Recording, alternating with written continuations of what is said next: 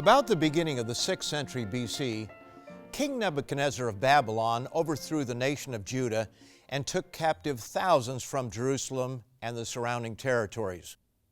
Virtually all of these captives remain nameless to us today, but among them, 4 young Jews stood above the crowd. And we know them by name to this very day, some 2,600 years later. Who would have guessed that each one, no doubt no more than a teenager at the time, would go on to hold a high position in the government of one of the greatest empires of the time? One of them would eventually be placed over the whole province of Babylon.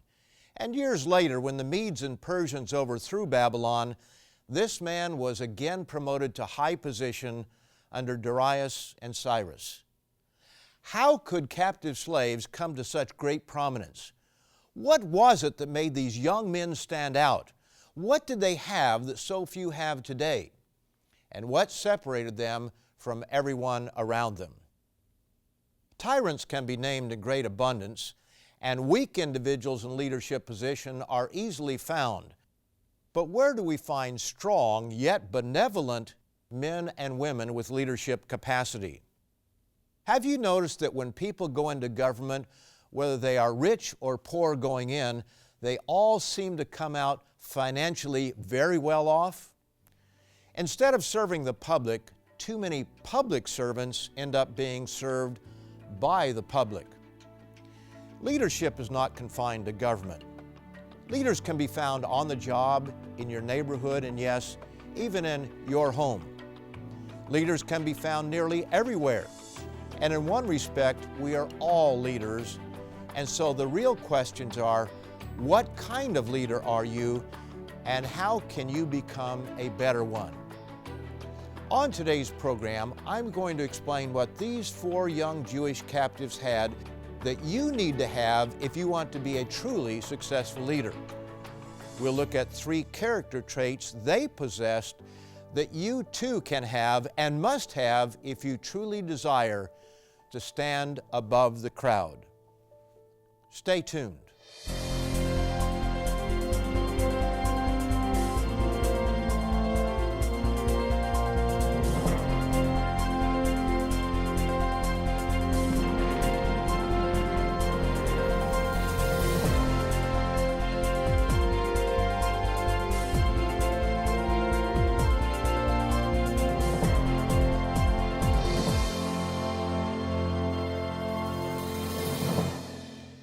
A warm welcome to all of you from Tomorrow's World and the Living Church of God, the sponsor of Tomorrow's World. And I especially want to welcome all of you who are tuning in for the very first time. On today's program, we're going to look at 3 character traits that brought 4 young Jewish captives to prominence in the great Chaldean Empire. We're going to see what it was that brought them to the attention of men in high places, and how it was that they stood above the crowd. But first, let's address the subject of leadership in general. Who can qualify to be considered a leader? Every person tuning in to today's program not only can be a leader, but ought to be a leader. In many cultures, a husband is regarded as a leader of his home. Certainly, parents are responsible for leading and directing their children, and this incredibly important role as parent should never be minimized. You might be in a leadership position where you work or go to school, but you don't need a position or title to be a great leader. In truth, we are all leaders no matter where we are in life. And even in death, we can lead by setting an example of dignity and courage, because to a great extent, leadership involves the example we set for others. For a number of years, I was a director at a summer camp for teens. And in the orientation given to the staff prior to the beginning of camp, I would tell the incoming staff that every one of them would be an example to the campers. The only question would be, what kind of example? Would it be an example that others should follow? Or would it be a poor example that encourages campers to do the wrong things? Would campers want to buy into the better way of life that we were teaching them? Or would they, because of someone's poor example, reject the values we were trying to instill in them. And then I would end by saying, like it or not, you will be an example. Many books have been written about leadership, but most miss the mark by focusing on the how-to and neglect the important keys, the character traits that automatically produce good leaders. Daniel, Hananiah, Mishael, and Azariah had these key character traits. So let's begin by looking at them. Key character trait number one is successful leaders have core values. Real leaders are not wishy-washy. They don't change their mind to win popularity contests. They know what they believe and why. Today we have too many popularity-seeking politicians and too few great leaders. Compromising their principles is no obstacle. But in the book of Daniel, we are met with 4 young men who are neither popularity seekers nor politicians. Shortly after they were brought to Babylon, they found themselves selected as candidates for positions in the Chaldean government. They were chosen because they met qualifications that indicated they were young men of character and potential. It's evident from the criteria by which they were selected, as spelled out in the biblical book named after one of them, that they were hardworking and gifted. Daniel, the 1st chapter. Then the king instructed Ashpenaz, the master of the eunuchs, to bring some of the children of Israel, and some of the king's descendants, and some of the nobles, young men in whom there was no blemish, but good-looking, gifted in all wisdom, possessing knowledge and quick to understand, who had ability to serve in the king's palace, and whom they might teach the language and the literature of the Chaldeans. Confucius would have been pleased. He's greatly misunderstood in the Western world, and most think of him as a religious figure, when in reality he was a philosopher and government official who believed that people should be promoted as a result of qualifications rather than who they know. It's true that Daniel and his 3 friends may have been of more noble birth, but their selection went far beyond that, and they still had to prove themselves. King Nebuchadnezzar ordered special food for all his young captives who were selected for further training. But these royal dainties violated certain food restrictions these young men held. They could have compromised their convictions, as all their fellow captives apparently did, but instead they stood their ground and displayed great wisdom in the way they addressed the problem. So Daniel said to the steward, whom the chief of the eunuchs had set over Daniel, Hananiah, Mishael, and Azariah, "Please test your servants for 10 days, and let them give us vegetables to eat and water to drink. Then let our appearance be examined before you, and the appearance of the young men who eat the portion of the king's delicacies. And as you see fit, so deal with your servants." Notice that they were offering a solution to the problem they were facing, and they did it respectfully. In other words, they wanted to get along. They understood they were under authority, but they also recognized a higher authority, and that is God. The king's steward gave in to their request for a 10-day trial. And the result? And at the end of 10 days, their features appeared better and fatter in flesh than all the young men who ate the portion of the king's delicacies. Thus the steward took away their portion of delicacies and the wine that they were to drink, and gave them vegetables. We should not minimize this conflict over what they were forbidden to eat, but greater trials would soon face them. To learn more about today's topic, visit www.twcanada.org to read or order your free copy of Do You Believe the True Gospel? You can also order by calling us at 1-866-784-7895. You will also receive a free subscription to Tomorrow's World magazine. Call 1-866-784-7895. Call today. Key character trait number 1 is successful leaders have core values. And that brings us to key character trait number 2. Successful leaders have courage to live their values. Daniel's three friends are better known by their Chaldean names: Shadrach, Meshach, and Abednego. Perhaps you've heard of them. They became known for primarily one reason: they refused to compromise their convictions in the face of death. Not only did they have core values from which they would not compromise for the sake of expediency, they had the courage to stand on those convictions in a situation that very literally could cost them their lives. Here's how it happened.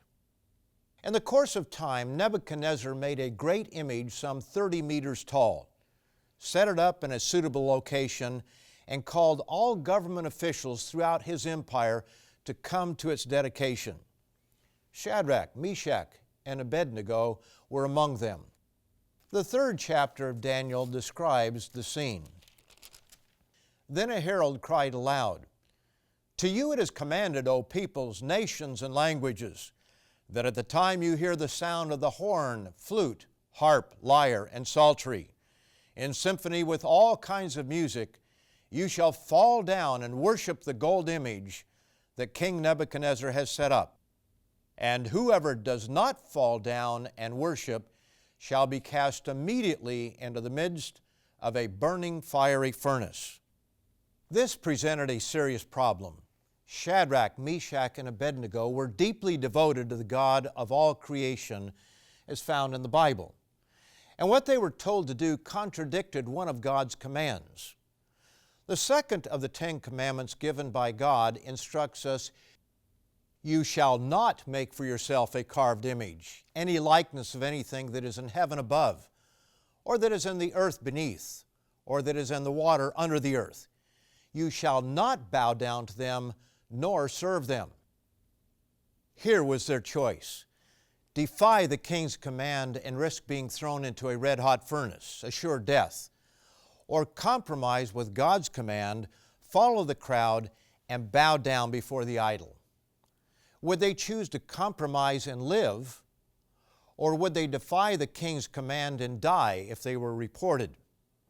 Would they obey the king they could see, or the God they had never seen? Who could blame them if they rationalized that it was okay to disobey God because their life was on the line? Now let's be honest with ourselves. Most people will choose life over conviction and obedience to an unseen God. How about you? Do you consider it stupid or foolish to put your life on the line over what most people consider to be a minor issue or even a superstition? Shadrach, Meshach, and Abednego chose obedience to God over life when they refused to bow down to the lifeless golden idol, and true to form, some jealous officials took note of it and reported them to the king. Consider what it must have been like for them when they were escorted before the furious monarch. Nebuchadnezzar was an absolute ruler who held the power of death over his subjects. All he had to do was speak the word, and it was done. There was no need for a judge or jury. He was the judge, the jury, and the executioner. Incensed and angry, Nebuchadnezzar explained the choice before them. "Now, if you are ready at the time you hear the sound of the horn, flute, harp, lyre, and psaltery, in symphony with all kinds of music, and you fall down and worship the image which I have made, good. But if you do not worship, you shall be cast immediately into the midst of a burning fiery furnace. And who is the God who will deliver you from my hands?" How many people down through history have caved when given such a choice? We don't know, and the reason we don't know is because cowards and compromisers are quickly forgotten. We know about Shadrach, Meshach, and Abednego because they were not cowards. They didn't cave under pressure. They displayed rare courage and refused to compromise with their core beliefs. Note their quick response to the man who would, without a doubt, sentence them to a horrific death. Daniel, the 3rd chapter, beginning in verse 16. Shadrach, Meshach, and Abednego answered and said to the king, "O Nebuchadnezzar, we have no need to answer you in this matter. If that is the case, our God whom we serve is able to deliver us from the burning fiery furnace, and He will deliver us from your hand, O King. But if not, let it be known to you, O King, that we do not serve your gods, nor will we worship the gold image which you have set up. It's important to note that these men were not stirring up a riot or insurrection against the king. The Bible nowhere encourages people to rise up against their rulers. On the contrary, we are commanded in the Bible to respect those who rule over us. The Bible is abundantly clear on this point and warns against undermining those in authority. Proverbs 24, beginning in verse 21, tells us the following: "My son, fear the Lord and the king. Do not associate with those given to change, for their calamity will rise suddenly, and who knows the ruin those two," meaning God and the king, "can bring." Our first two keys to successful leadership are: successful leaders have core values. And number two, successful leaders have courage to live their values. But true success needs a third critically important key, and that is that successful leaders have truth and love. Many men and women who are perceived to be great leaders fail this test. Yes, they are considered great and have been enshrined in our history books, but were they truly great? Or were they merely memorable? What lasting good did they do for mankind? What was their legacy? Were they more interested in making the lives of their people better? Or were they more interested in their own egos and how great they would be? Consider the following list: Alexander the Great, Adolf Hitler, Benito Mussolini, Napoleon Bonaparte, and the list could go on. These brought temporary glory and pride to their nations, but at what cost? How many young men didn't survive long enough to get married, experience the joy of fatherhood, and bounce grandchildren on their knees? Consider the pain of parents bereaved of their sons, wives turned into grieving widows, and children growing up without a father. Consider the havoc their armies brought upon their enemies. Can we forget the Japanese occupation of China or the rape of Nanking? Where was the love in it all? To learn more about today's topic, visit www.twcanada.org to read or order your free copy of Do You Believe the True Gospel? You can also order by calling us at 1-866-784-7895. You will also receive a free subscription to Tomorrow's World magazine. Call 1-866-784-7895. Call today. Jesus Christ came to teach a better way. He taught us to love even our enemies.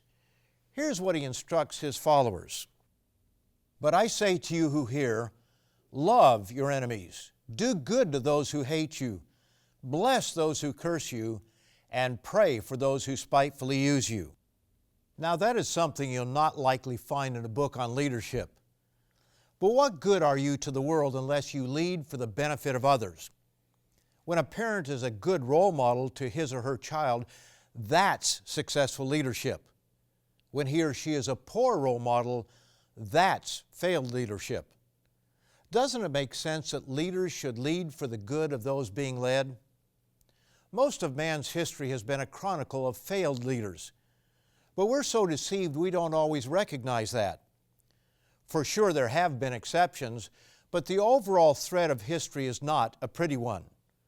The gospel that Jesus Christ brought to the world was a message about a coming kingdom, not up in heaven, but here on this earth. He is even now in the process of training leaders for that kingdom. It won't be a kingdom brought about through some charismatic leader rising up to overthrow the current order. We've had far too many of those messiahs already. The kingdom the Bible speaks of comes about as a result of the true Messiah, Jesus Christ, returning to this earth with power and glory. It's not unusual for someone to want to know what reward is in store for him for his labors. Even Jesus' disciples wanted to know what would be the end result of their labors in following Him. On a particular occasion, one of them asked Jesus about their reward. Notice the question and the response in Matthew the 19th chapter, beginning in verse 27. Then Peter answered and said to him, "See, we have left all and followed you. Therefore, what shall we have?" So Jesus said to them, "Assuredly I say to you that in the regeneration, when the Son of Man sits on the throne of His glory, you who have followed me will also sit on 12 thrones, judging the 12 tribes of Israel." If Peter asked this question, shouldn't we? What's in it for those of us who choose to follow Jesus Christ and dedicate our lives to God? What about you? Don't you want to know? Is our reward only to die and go to a great candy store in the sky with nothing to do for all of eternity? Did God create us so that He could give us some celestial LSD trip? Does the Bible reveal to us what our reward will be? And if so, what is it? The parable of the minas explains the following in Luke the 19th chapter, beginning in verse 12. Therefore he said, "A certain nobleman went into a far country to receive for himself a kingdom and to return. So he called 10 of his servants, delivered to them 10 minas or units of money, and said to them, 'Do business till I come.' But his citizens hated him and sent a delegation after him, saying, 'We will not have this man to reign over us.'" The nobleman is Jesus Christ, and the far country is heaven, where He has been since His resurrection from the dead. His servants are His followers, and the citizens are the world as a whole, which has rejected Him and His message. Now let's look further. And so it was that when He returned, having received the kingdom, He then commanded these servants to whom He had given the money to be called to Him, that He might know how much every man had gained by trading. Then came the first one, saying, "Master, your mina has earned 10 minas." And He said to him, "Well done, good servant, because you were faithful in a very little, have authority over 10 cities." But He didn't stop there. He went on to explain that the man whose mina gained 5 minas would be given rulership over 5 cities. Is this something we should ignore or spiritualize away? When we take all the Scriptures together, we see a pattern of rulership for the future. Referring to King David, who has been dead for nearly 3,000 years, we're told that he will be resurrected to life and rule over all 12 tribes of Israel. Here it is in Jeremiah the 30th chapter, verse 9. "But they shall serve the Lord their God, and David their king, whom I will raise up for them." And notice that it speaks of David, whom I will raise up for them. Now, some would like to say that this is a reference to Christ, but David's role here is to be king over all Israel. This is further confirmed in Ezekiel 34 and 37. But Christ's role is far greater, as shown in Zechariah the 14th chapter and verse 9. "And the Lord shall be king over all the earth. In that day it shall be the Lord is one, and His name one." The pattern is clear. Jesus Christ will return to rule over all the earth. King David will rule over all 12 tribes of Israel. Christ's disciples will each rule over one of the 12 tribes. And we, if we are faithful to Christ, will rule over cities, the number of which depends on what kind of character and leadership ability we gain in this lifetime. This is confirmed in what is called the Song of the Saints in Revelation, the 5th chapter, verses 9 and 10.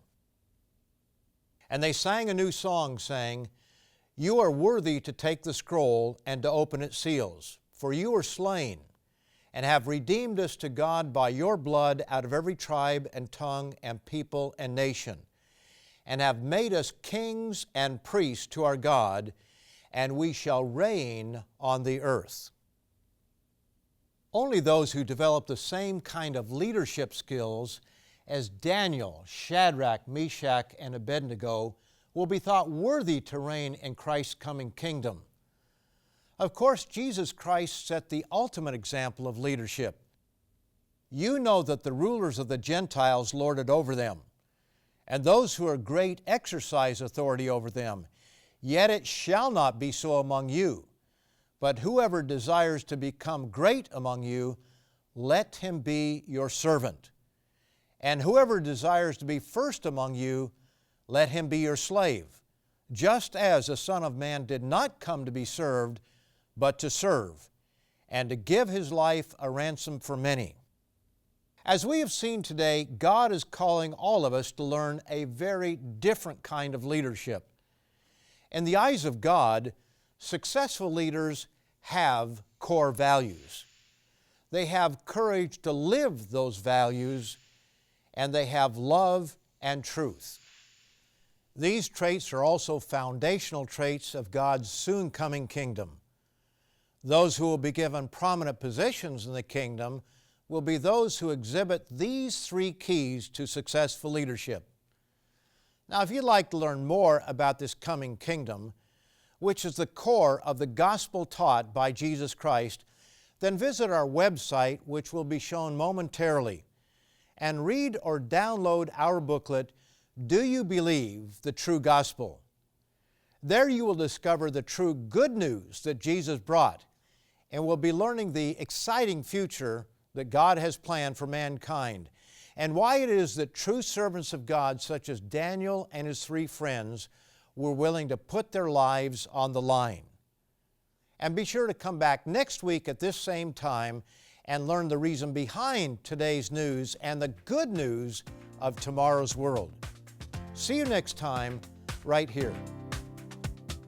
To learn more about today's topic, visit www.twcanada.org to read or order your free copy of Do You Believe the True Gospel? It reveals the wonderful message of the true gospel Jesus Christ taught. You can also order by calling us at 1-866-784-7895. Call 1-866-784-7895. Or by writing to us at Tomorrow's World, P.O. Box 409, Mississauga, Ontario, L5M0P6. You will also receive a free subscription to Tomorrow's World magazine, revealing God's principles for living an abundant and happy life while providing insight into current and future events. At our website, you can also watch this and many more Tomorrow's World programs. Call 1-866-784-7895. Call, write, or visit us online today. This program is a production of the Living Church of God.